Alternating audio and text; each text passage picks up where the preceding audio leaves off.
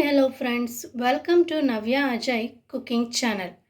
ಇವತ್ತು ನಾನು ನಿಮಗೆ ರಾಗಿ ಹಿಟ್ಟಿನಿಂದ ನಿಪ್ಪಿಟ್ಟು ಹೇಗೆ ಮಾಡೋದು ಅಂತ ತೋರಿಸ್ಕೊಡ್ತಾ ಇದ್ದೀನಿ. ಅದಕ್ಕೆ ಬೇಕಾಗುವಂಥ ಸಾಮಗ್ರಿಗಳು: ರಾಗಿ ಹಿಟ್ಟು 1 ಬೌಲ್, ಸ್ವಲ್ಪ ಜೀರಿಗೆ, ಕಡಲೆ ಬೀಜದ ಪುಡಿ, ಕಡಲೆ ಪುಡಿ, ಸ್ವಲ್ಪ ಕರಿಬೇವು, ಸ್ವಲ್ಪ ಅಚ್ಚ ಪುಡಿ, ರುಚಿಗೆ ತಕ್ಕಷ್ಟು ಉಪ್ಪು. ಈಗ ಹೇಗೆ ಮಾಡೋಣ ಅಂತ ಬನ್ನಿ ನೋಡೋಣ. ಮೊದಲಿಗೆ ಒಂದು ಬೌಲ್ ತೆಗೆದುಕೊಂಡು ಅದಕ್ಕೆ 1 ಬೌಲ್ ರಾಗಿ ಹಿಟ್ಟು ಮತ್ತು ಕಡಲೆ ಬೀಜದ ಪುಡಿ, ಕಡಲೆ ಪುಡಿ, ಜೀರಿಗೆ, ಅಚ್ಚ ಪುಡಿ, ಕರಿಬೇವು,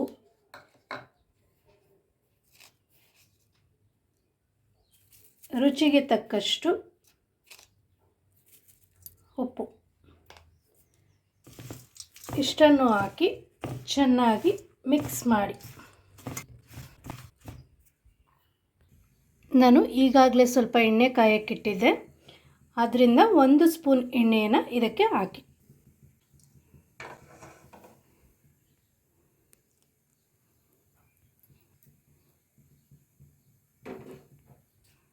ನಂತರ ಇದೆಲ್ಲವನ್ನು ಚೆನ್ನಾಗಿ ಮಿಕ್ಸ್ ಮಾಡಿ ಸ್ವಲ್ಪ ಸ್ವಲ್ಪ ನೀರನ್ನು ಹಾಕಿ ಕಲಸಿಕೊಳ್ಳಿ. ಈ ರೀತಿ ಸ್ವಲ್ಪ ಸ್ವಲ್ಪ ನೀರನ್ನೇ ಹಾಕಿ ಮಿಕ್ಸ್ ಮಾಡಿಕೊಳ್ಳಿ. ಅಂದರೆ ಇದೊಂದು ಮಾಮೂಲಿ ನೀವು ನಾರ್ಮಲ್ ಉಪ್ಪಿಟ್ಟು ಮಾಡೋಕ್ಕೆ ಯಾವ ರೀತಿ ಕಲಿಸ್ಕೊಡ್ತೀರೋ ಆ ರೀತಿ ಬರುವ ರೀತಿಯಲ್ಲಿ ಚೆನ್ನಾಗಿ ನಾದಿ ಕಲಸಿಕೊಳ್ಳಿ. ನೋಡಿ, ಈ ರೀತಿ ಹಿಟ್ಟನ್ನು ನೋಡಿ ಎಷ್ಟು ತಿಕ್ಕಾಗಿ ಕಲಿಸ್ಕೊಂಡಿದ್ದೀನಿ ಅಂತ. ಈ ರೀತಿ ಉಂಡೆ ಕಟ್ಟೋ ರೀತಿ ಆಗಬೇಕು. ಈ ರೀತಿ ಆದ ನಂತರ ನಿಮಗೆ ನುಪ್ಪಿಟ್ಟು ಒಂದು ಮೀಡಿಯಮ್ ಸೈಜ್ ಗಾತ್ರಕ್ಕೆ ಬರುವಾಗ ಈ ರೀತಿ ಉಂಡೆಗಳನ್ನು ಮಾಡಿ ಇಟ್ಕೊಳ್ಳಿ. ನಂತರ ಒಂದು ಪ್ಲಾಸ್ಟಿಕ್ ಪೇಪರ್ ಅಥವಾ ಎಣ್ಣೆ ಕವರ್ ಅದನ್ನು ತಗೊಂಡು ಈ ರೀತಿ ಸ್ವಲ್ಪ ಎಣ್ಣೆಯನ್ನು ಸವರಿ ಈ ರೀತಿ ತಟ್ಟಿಕೊಳ್ಳಿ. ಈಗ ಉಂಡೆಗಳನ್ನು ಮಾಡಿ ಇಟ್ಕೊಳ್ಳೋಣ. ಅದೇ ಸಮಯಕ್ಕೆ ಇವಾಗ ಎಣ್ಣೆಯನ್ನು ಕಾಯಲಿಡೋಣ. ಇವಾಗ ಒಂದು ಬಾಂಡಲಿಗೆ ಎಣ್ಣೆಯನ್ನು ಇಟ್ಟಿದ್ದೇನೆ. ಉರಿಯನ್ನು ಮೀಡಿಯಮ್ ಫ್ಲೇಮಲ್ಲೇ ಇಟ್ಕೊಂಡು ಇದನ್ನು ಬೇಯಿಸಿ. ಇದು 1-2 ನಿಮಿಷ ಎಣ್ಣೆ ಕಾಯಲಿ. ಇವಾಗ ಎಣ್ಣೆ ಕಾದಿದೆ. ಇವಾಗ ಇದು ತಟ್ಕೊಂಡಿರೋದನ್ನು ಆ ಎಣ್ಣೆಯಲ್ಲಿ ಹಾಕೋಣ. ನೋಡಿ, ಇವಾಗ ಎಣ್ಣೆಯಲ್ಲಿ ಹಾಕಿದ್ದೀನಿ. ಎಣ್ಣೆಗೆ ಹಾಕಿದ ನಂತರ ನಾವು ಹಾಕಿರುವಂಥ ಕಡಲೆ ಬೀಜ ಇರ್ಬೋದು, ಕಡಲೆ ಪುಡಿ ಇರ್ಬೋದು, ಅದರ ಬಣ್ಣ ಸ್ವಲ್ಪ ಚೇಂಜ್ ಆದಾಗ ನಮಗೆ ಅದು ಬೆಂದಿದೆ ಅಂತ ಗೊತ್ತಾಗುತ್ತೆ. ಆ ನಂತರ ಅದನ್ನ ತೆಗೆದು ಒಂದು ಪ್ಲೇಟ್ನಲ್ಲಿ ಇಟ್ಕೊಳ್ಳಿ. ನೋಡಿ, ಇವಾಗ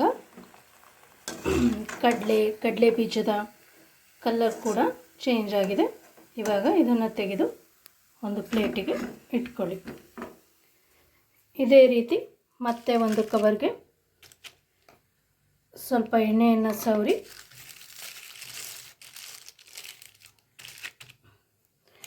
ನಂತರ ಮಾಡಿಟ್ಕೊಂಡಿರುವಂಥ ಉಂಡೆಯನ್ನು ಈ ರೀತಿ ಕೈನ ಸಹಾಯದಿಂದ ನಾನು ಒತ್ಕೊಳ್ತಾ ಇದ್ದೀನಿ. ನಿಮ್ಮ ಮನೆಯಲ್ಲಿ ಚಪಾತಿ ಲಟ್ಟಿಸೋದು ಅಥವಾ ಹಪ್ಪಳ ಒತ್ತೋ ಮಿಷಿನಿಂದ ಕೂಡ ಮಾಡ್ಕೋಬೋದು. ನನಗೆ ಈ ಕೈಯಲ್ಲಿ ಮಾಡೋದು ಕಂಫರ್ಟಬಲ್ ಇದೆ, ಅದಕ್ಕೋಸ್ಕರ ನಾನು ಈ ರೀತಿ ಒತ್ಕೊಳ್ತಾ ಇದ್ದೀನಿ. ಈ ರೀತಿ ಮಾಡಿದ್ದನ್ನು ಎಣ್ಣೆಯಲ್ಲಿ ಹಾಕಿ. ಇವಾಗ ಎಣ್ಣೆಯಲ್ಲಿ ಹಾಕಿದ್ದೀನಿ. ಅದೇ ರೀತಿ ಇನ್ನು ಮಾಡಿಕೊಂಡಿರುವಂಥ ಎಲ್ಲ ಉಂಡೆಗಳನ್ನು ಇದೇ ರೀತಿ ತಟ್ಟಿ ಬೇಯಿಸ್ಕೊಳ್ಳಿ. ಇವಾಗ ಕ್ರಿಸ್ಪಿಯಾದ ರುಚಿಯಾದ ರಾಗಿ ನುಪ್ಪಿಟ್ಟು ರೆಡಿಯಾಗಿದೆ. ಇವತ್ತು ಮಾಡಿದಂಥ ಈ ರಾಗಿ ನುಪ್ಪಿಟ್ಟು ನಿಮಗೆ ಇಷ್ಟವಾಗಿದ್ದಲ್ಲಿ ಲೈಕ್ ಮಾಡಿ, ಶೇರ್ ಮಾಡಿ. ನನ್ನ ವಿಡಿಯೋನ ಫಸ್ಟ್ ಟೈಮ್ ನೋಡ್ತಿದ್ದಲ್ಲಿ ಸಬ್ಸ್ಕ್ರೈಬ್ ಮಾಡಿ, ಪಕ್ಕದಲ್ಲಿ ಕಾಣುವ ಬೆಲ್ ಬಟನನ್ನು ಪ್ರೆಸ್ ಮಾಡಿ, ಆಲ್ ಆಪ್ಷನ್ ಸೆಲೆಕ್ಟ್ ಮಾಡಿ. ನೀವು ಕೂಡ ನಿಮ್ಮ ಮನೇಲಿ ಟ್ರೈ ಮಾಡಿ ನೋಡಿ, ಎಲ್ಲರಿಗೂ ಇಷ್ಟ ಆಗುತ್ತೆ. ಇದಕ್ಕೆ ಅತಿ ಹೆಚ್ಚು ಎಣ್ಣೆ ಕೂಡ ಏನು ಬೇಕಾಗೋದಿಲ್ಲ, ಎಲ್ಲರೂ ಕೂಡ ತಿನ್ಬೋದು. ಟ್ರೈ ಮಾಡಿ ನೋಡಿ. Thank you.